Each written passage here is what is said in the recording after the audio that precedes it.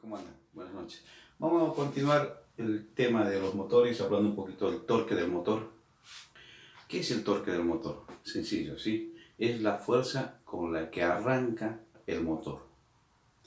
Y se define, como ya sabemos, que el torque es igual a la potencia útil por 60 dividido 2 pi n del rotor. Es así de simple la formulita con la que puedo calcular el torque o la fuerza del arranque del motor. Y la curva del torque en función del resbalamiento o la velocidad del rotor. Si acá el deslizamiento es 1, la velocidad del rotor es 0 y sale de acá, ¿no? de esta formulita que el deslizamiento es igual a la velocidad de sincronismo menos la velocidad del rotor dividido la velocidad de sincronismo. ¿Ah? Si yo la velocidad del rotor la tengo en 0, por tanto, si la velocidad del rotor en el arranque, ¿no?, es igual a 0, el deslizamiento será consecuentemente 1. Y está ahí, ¿no? Ese es el deslizamiento. Y al revés, si la velocidad de rotor llega o alcanza la velocidad de sincronismo, es igual a ns, entonces S es igual a 0. ¿Ah? Esos son los límites en los que se maneja tanto la velocidad del rotor como el deslizamiento. Y la curva es más o menos así.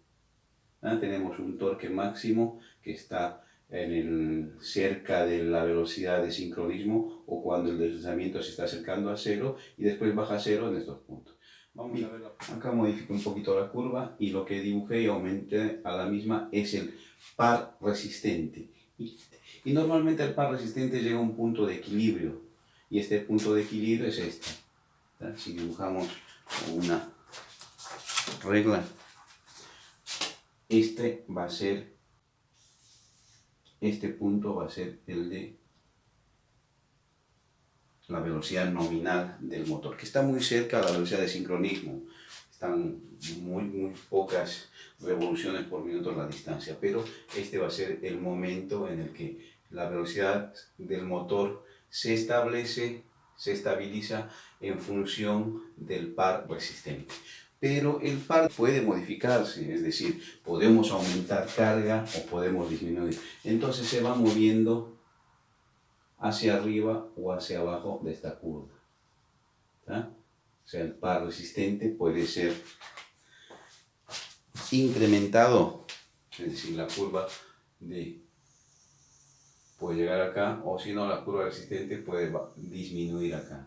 En ambos casos, ¿qué es lo que se va a modificar? Se va a modificar la velocidad de rotación del rotor o el deslizamiento o desplazamiento, ¿sí? Se va a mover acá, pero si nunca va a llegar al punto en el que se iguale con la velocidad de sincronismo, si no, en ese momento no funciona. Estos son los puntos de movimiento del torque en función de la resistencia que oponga el mecanismo hacia el eje del motor. Bien, acá vemos una curva un poquito más completa de lo que es el torque del motor. Tenemos la curva del torque del motor en azul, el par resistente o el torque resistente, la de la carga del accionamiento. Tenemos la corriente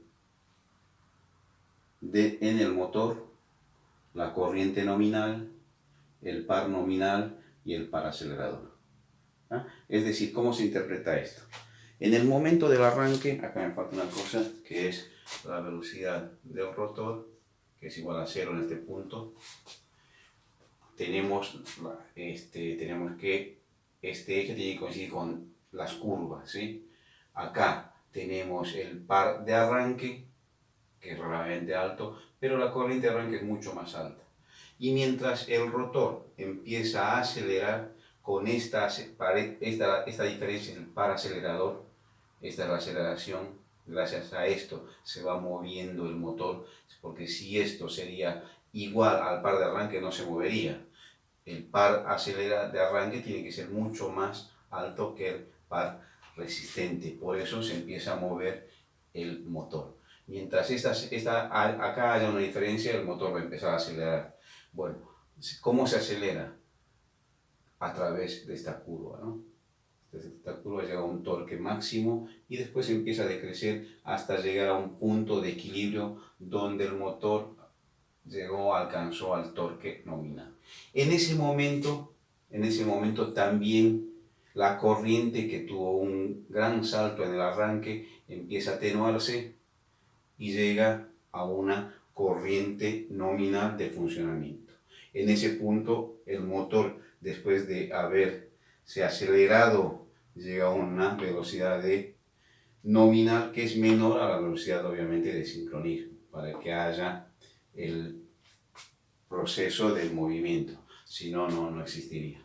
Y este es el punto de equilibrio en el torque, ¿no? Este es el que vimos hace un momento, que si esta curva de resistente subía o bajaba, el punto de equilibrio sube o baja. Obviamente también sube o baja la corriente mínimamente, pero sube o baja la corriente que consume el motor. De esa manera se interpreta esta curva, de manera de entender un poquito más el torque del motor.